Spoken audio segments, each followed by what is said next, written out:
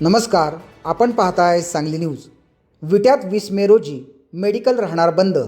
Chemist असोसिएशनचे मोठे पाऊल. महाराष्ट्र राज्य chemist and druggist association Sangli यांच्या वतीने बुधवार 20 मे रोजी विट्यासह तालुक्यात एक दिवसीय मेडिकल बंदची हाक देण्यात आली. ऑल इंडिया केमिस्ट यांच्या नेतृत्वाखाली या बंदमध्ये खानापूर तालुक्यातील सर्व केमिस्ट बांधवांसह नागरिक आणि रुग्णांनी सहभागी होण्याचे आवाहन करण्यात आले. यावेळी केमिस्ट संघटनेचे नेते विजय पाटील यांनी ऑनलाईन औषध विक्री बंद करावी, कॉर्पोरेट्सद्वारे अव्यावसायिक डिस्काउंट बंद करावा आणि बनावट औषधांपासून देश वाचावा या उदात्त हेतूने हा देशव्यापी बंद करण्यात आला असून त्याचा मोठा परिणाम नागरिक व रुग्णांवर होणार आहे. तरीही अत्यावश्यक वेळी एका कॉलवर औषधे देण्याची भूमिका घेऊन केमिस्ट संघटनेने अत्यावश्यक रुग्णांना मदत करणार असल्याचे स्पष्ट केले.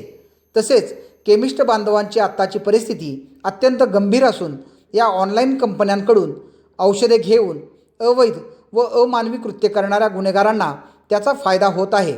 त्यामुळे गुन्ह्यांमध्ये वाढ झाली असून हे सर्व प्रकार रोखण्यासाठीच हा बंद असल्याची माहिती विजय पाटील यांनी दिली. यावेळी तालुका अध्यक्ष फैयाज शेख, सांगली जिल्हा अध्यक्ष भरत सावंत, केमिस्टचे नेते विजय पाटील यांनी या एक दिवसीय बंदविषयी भूमिका स्पष्ट केली. अखिल भारतीय औषध विक्रेते संघाचा जो 20 तारखेला 20 मे मध्ये जो बंद आम्ही पुकारला होता, त्या बंदच्या विषयात आपण आज पत्रकार परिषद घेतोय. त्यासाठी आपण सर्वजण इथं उपस्थित आहे. आज बंदचं एक्झॅक्ट कारण म्हणजे आपण ऑनलाईन ह्या विषयावरच बंद पुकारलेला आहे. ऑनलाईन मध्ये जे नशेचे इंजेक्शन्स किंवा गर्भपाताच्या गोळ्या वगैरे जे आता मिळायला लागलेत मार्केटमध्ये, आणि ह्याच्यामुळे जो आमचा केमिस्ट लोकांना जो तोटा व्हायला लागलाय ह्याच्यावर आमचा मेन फोकस आहे की जिथं काय कुठं गुन्हा घडला तर त्याची चौकशी आधी मेडिकल पर्यंत केली जाते. आणि प्रत्यक्षात आजपर्यंत एकाही मेडिकलवर तशी कारवाई झाली नाही, कारण तिथून ते औषध विक्रीच होत नाही. जी काही सर्व औषध विक्री होतात ते ऑनलाईनच होतात. तिथं ऑनलाईन कस्टमरला आता इंटेरियर तुम्ही खेडेगावात जरी गेला तरी तिथं सुद्धा ते औषध आता उपलब्ध आहेत आणि ते ऑनलाईन मिळवतात. परंतु तिथला नाहक त्रास आमच्या केमिस्टला सोसावा लागतोय, जेणेकरून तिथं त्यांची बदनामी पण केली जाते. अशा प्रकार ह्याच्या अगोदर 2-3 वेळा विट्यात पण घडलाय.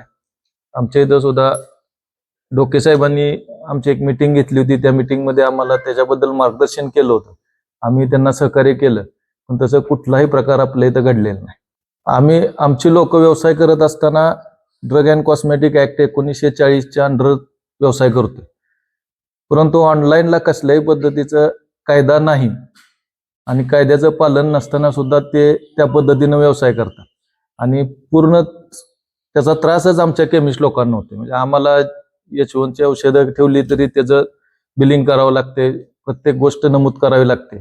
परंतु समाजात त्या पद्धतीनं जागृत झाला पाहिजे, त्यांना ते कळलं पाहिजे.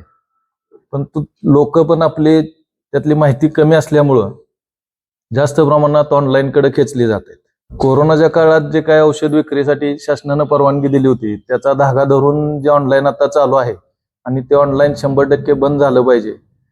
त्यासाठी आदरणीय आप्पा आणि विजयभाऊंनी जे प्रयत्न केलेत त्याच्यासाठी आमच्या खानापूर तालुक्यातून 220च्या 220 सभासद त्यांच्या बरोबर आहेत आणि आम्ही त्यात सहभागी झालोय. त्याचबरोबर आमच्याकडून कुठल्याही पद्धतीची गैरसोय समाजात किंवा लोकांना होणार नाही याची इमर्जन्सी सुद्धा आम्ही ठेवलेली आहे. तालुक्यात ज्या ठिकाणी इमर्जन्सी लागेल त्या ठिकाणी तो नंबर तुम्ही डायल केला तर तुम्हाला योग्य पद्धतीनं तिथं ते औषध उपलब्ध केलं जाईल. पण उद्या 4200 केमिस्ट जिल्हाधिकारी कार्यालयावर 100% हजर राहतील. कुठल्याही प्रकारचं एकही शॉप ह्या जिल्ह्यामध्ये खुलं ओपन राहणार नाही. मात्र इमर्जन्सीमध्ये जे काही इमर्जन्सी ड्रग आहेत आपण ते डिफाईन केलेले आहेत, त्याची यादी काढलेली आहेत, किंवा आयसीयू सेंटर आहेत, त्या रुग्णाची ऍडमिट पेशंट आहेत त्यांची औषधं, अचानक लागणारी लाईफ सेंटर ही सगळी देण्याची व्यवस्था आपण केली. प्रत्येक तालुक्याला आपण एक कमिटी केलेली आहे. विजयभाऊंच्या नेतृत्वाखाली एक मिटिंग झाली होती आमची इशी मिटिंग. त्या मिटिंगमध्ये त्यांनी सगळं मायक्रो प्लॅनिंग करून प्रत्येक विभागातला 5-5, 10-10 लोकांची कमिटी केल्या. त्याचा एक हेड आपण जिल्ह्याला गेलाय. त्या सर्वांचे नंबर आपण कलेक्टर ऑफिसला दिलेत, SP ऑफिसला दिलेत, प्रांतांना दिलेत, तहसीलदारांना दिलेत. आता सुद्धा आम्ही तुम्हाला पत्रकार बंधूंना आम्ही त्या प्रेस नोट बरोबर त्याची लिस्ट देतोय. जशी तशी काही इमर्जन्सी असेल तर त्या नंबरवर संपर्क साधावा. ती इमर्जन्सी संघटनेमार्फत पूर्ण केली जाईल आणि हा बंद आम्ही यशस्वी करू.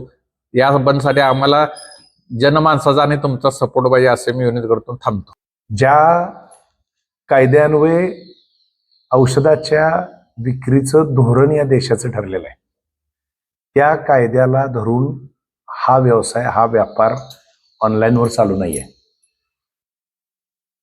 आपण सर्वसामान्य माणूस कुठल्याही मेडिकल स्टोअरवर गेला तर तिथं 2 वर्षापासून 5 वर्षापर्यंत फार्मसीचं शिक्षण पूर्ण केलेला नोंदणीकृत भिषक फार्मासिस्ट हा तिथं उपस्थित असतो.